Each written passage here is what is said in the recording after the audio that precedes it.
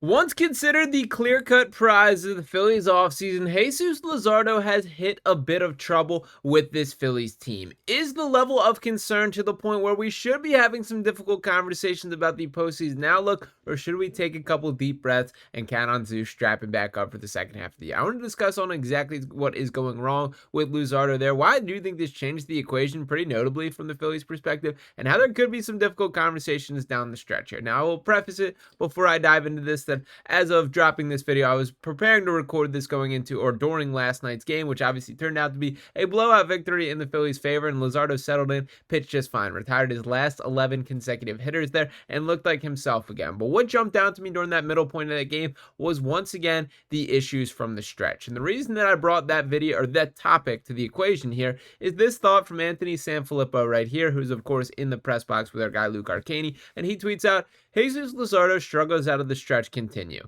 After a leadoff double by Adley Rutschman, Luzardo gave up a rocket homer to Tyler O'Neill out of the stretch. It begs the question, if he can't rectify this stretch thing, would it still make sense to use him in relief in September and October, as many, including me, have suggested? And the reason that I did want to highlight this specifically is that home run by Tyler O'Neill was so clear to me that he knew exactly what was coming from a pitch perspective. That was a situation where he was waiting on a pitch, he got it, he timed it, and he knocked that thing so far out of the ballpark there. That is stuff that cannot happen, and it is blowing my mind that there has not been a fix to this yet. How is it possible that every other team in Major League Baseball has seemingly been able to put their finger on how Luzardo is giving away his pitches, yet the Phillies have not found a fix? Now, it did seem like there was some progress in fixing this here, that a couple weeks ago this was a far bigger issue, and we thought this was a closed and shut deal. But I do not believe that is currently the case, and there's got to be a little bit more to just dive into the tape, figure things out. That there was at one point a clear distinction on where that glove was, whether it was sort of on his hip or closer up to like the belly button region.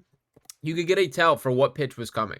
There's nothing that's jumping out to me that distinct. I'm going to have to really jump in and do some side-by-sides if I'm going to find something here. But I don't understand why the Phillies are not heavily in those weeds and trying to figure things out. And I think the more likely reality here is Luzardo himself probably has no clue what the tell is. And that is kind of concerning from a postseason perspective here. They got to find a way to crack that code. It should not be that difficult here, that this is a dude and a team with all the technology in the world to figure out exactly what the problem is. But you can't just have those casual home runs that are becoming all too frequent with Luzardo here. Now, to give the dude his full respect, he was excellent at the start of the season, and even when looking at his numbers on the year, it's not like he is killing this Phillies team. He's pitched in 22 games this year, 121.0 innings pitched, has allowed 10 home runs, 140 strikeouts, and 122 hits. That comes out to 9.1 hits per 9 innings, a 4.31 ERA, and a 1.372 whip here. They aren't stellar numbers, but the point that I will note here is there's a couple sort of outlier games where it just absolutely ruined his numbers.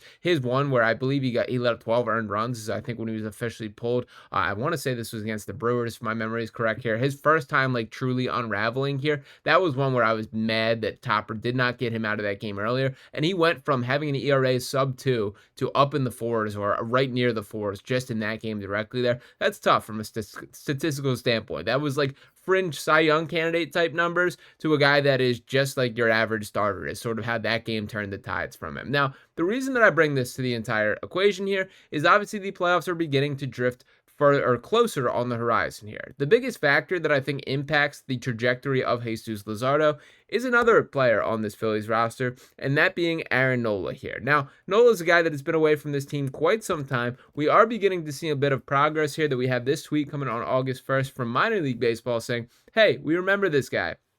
At Phillies right-handed pitcher Aaron Nola makes his first minor league start since 2017. Kind of a little, praise to how durable he has been for this Phillies team. And he writes, spinning 3 scoreless frames with 3 strikeouts and a rehab outing for the Iron Pigs. Now, there's not a ton out on how well Aaron Nola has looked to this point. I've heard mostly good things, but still been pretty limited in the opportunities.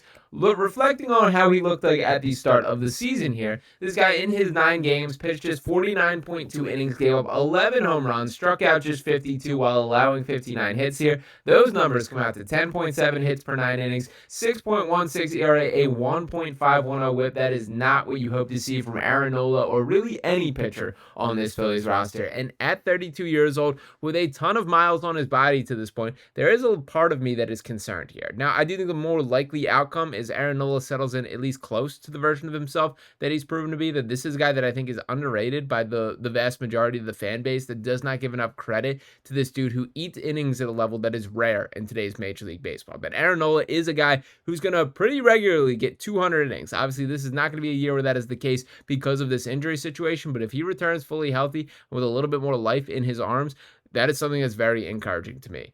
When thinking about the postseason picture, and to pull up the full rotation here, so Zack Wheeler, the unquestioned ace of the team, although he's had some a little bit of struggles with his control coming out of the All-Star break here. Jesus Luzardo, who's the main premise of this video here, a guy that I don't think probably makes the cut, and the more that I kind of digest it, the more solidified I feel in that take. Christopher Sanchez, a no-doubter to me, that depending on how Aaron Nola looks, I think it's more likely than not that Christopher Sanchez is the Game 2 starter here. We're talking about this dude being insane. There should be some Cy Young conversations about Sanchi as well. I know that Wheeler and Paul Skeens is sort of turning into the race here. Christopher Sanchez, go number for number here, that he is not far off of that equation whatsoever. So if we're talking about Aaron Nola for that Game 3 situation, and it also calls into question of the Ranger Suarez outlook.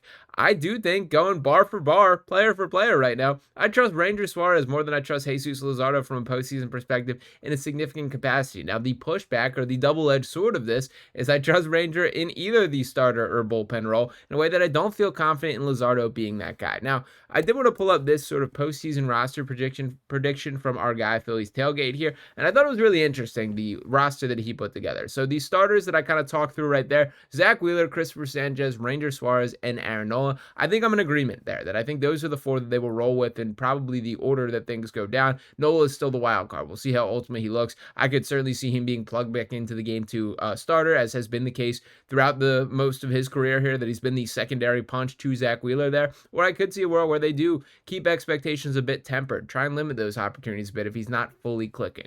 Then the bullpen is where we get a little interesting. Johan Duran, the guy that everything funnels through, the ninth inning man, the guy that you just got to get to ultimately punch your way to a victory there, that will be the closer. Orion Kirkring and Matt Strahm, the clear setup guys, right-hander and left-hander, well done there.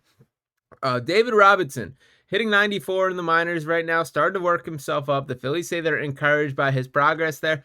I'm not ready to die on the hill that this guy is going to be an impact arm come playoff time just yet, but would love for that to be the case. Regardless here, I will praise the practice of there was no risk in bringing this guy in. You did not have to trade anything. You just outright signed the dude who was just hanging back home for the time being here. Gave him an opportunity, and if he delivers, if he pitches a couple innings, that is a brilliant move. We will see ultimately how it plays out. Tanner Banks in the mix, a guy that I do trust at this point. I like Tanner Banks. I've been really impressed by. He's been probably the biggest beneficiary, I would say, of the Jose Alvarado suspension and taking on a larger role. Jordan Romano and Max Lazar are two interesting ones there. It is crazy how far from grace that Romano specifically has fallen. I was of the mindset for most of this year that this guy can still be a part of the bullpen. He just can't be the guy in a way. I kind of don't even feel that way anymore. That I think if he's pitching in any sort of playoff setting outside of we just need to burn a couple arms because this game is not going our way, I just don't see a role where that is effective.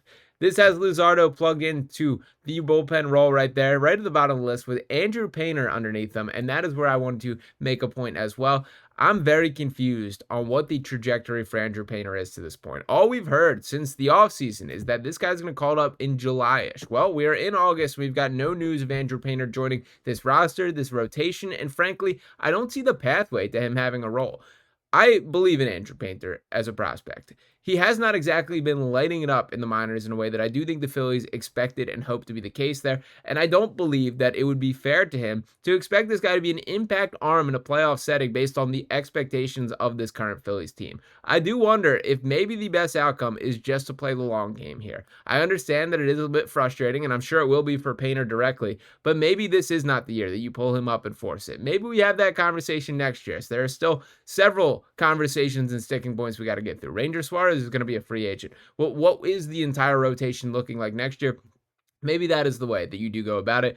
I don't know. I just it feels like there's been sort of a decline in the momentum for getting Andrew Painter to the majors. And even with all that said, that they've been pretty concrete in their messaging that they do not plan on using this guy in a bullpen role. I have pushed back against that. That I personally feel that is the best way to do it. That if you want to get this guy some postseason seasoning here, you're not going to do it from the starting rotation here. We just had this whole conversation about Luzardo, who's pitched, and there's far more of a sample size for what he brings to the table at the major league level than a guy like Andrew Painter, who is yet to pitch. If you're talking about shoving Painter into that role, I don't think this is really going to work out to any capacity. I think that's sort of my message here, that while we've left here the second half of the season with a belief that Justin Crawford and Andrew Painter could be impact players for the second half stretch, I'm just not certain that that's fair to throw those type of expectation on guys that have not made their major league debut to this point here. Ultimately, we'll see how things shake out, but I'm not as locked in on Jesus Luzardo being like a key part of this playoff equation in the way that I thought was certainly going to be the case for the first half of the year. I do hope he straightens things out. I do like Luzardo. I do respect that he takes it on the chin when he messes up, that he says, this was my fault, I blew this game. I do like that he has some guts, that pitches through tough situation,